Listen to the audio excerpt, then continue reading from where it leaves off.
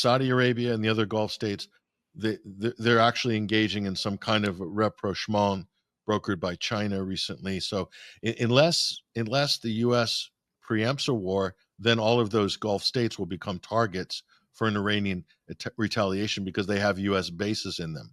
But as it stands, without the U.S. instigating a conflict, the Gulf states are fine with Iran. They want to have a stable and prosperous region. Everybody agrees on that except for one country, of course. So this is where it's at. So what does this mean in terms of, the United States? Is Trump really going to get anywhere with this type of approach? I don't think so, because there is hardly any example in history where this is basic game theory, by the way.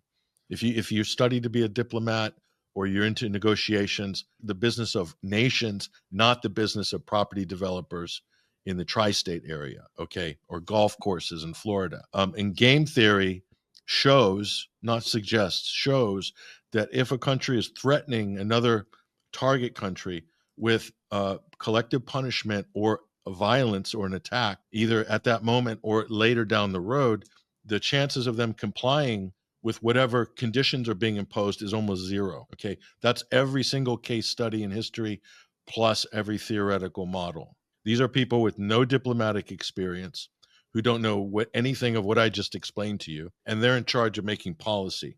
And they think they can wing it and do it on the hoof, and everything's going to be fine because everyone fears America. That's basically the gunboat diplomacy. So this is not 1920. You have a number of other nuclear states. You have Iran itself is a capable, formidable military power with thousands of hypersonic missiles. And while the U.S. could do extreme damage to them, no doubt, with such an attack, Iran could also do damage to U.S. facilities in the region, U.S. allies in the region, and Israel itself. The question is, the political price that the U.S. will pay for that, both domestically and internationally, is that something that the Trump administration have factored in to their current posture? I'm not talking about the X's and O's of military force, nuclear weapons, advantages on in space and in the air and so forth. No, I'm talking about the political calculus, because that's part of that should be part of the calculation.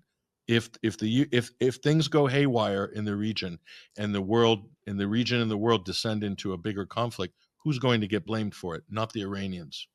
It's going to be Donald Trump and the U.S., and that's how history will be written.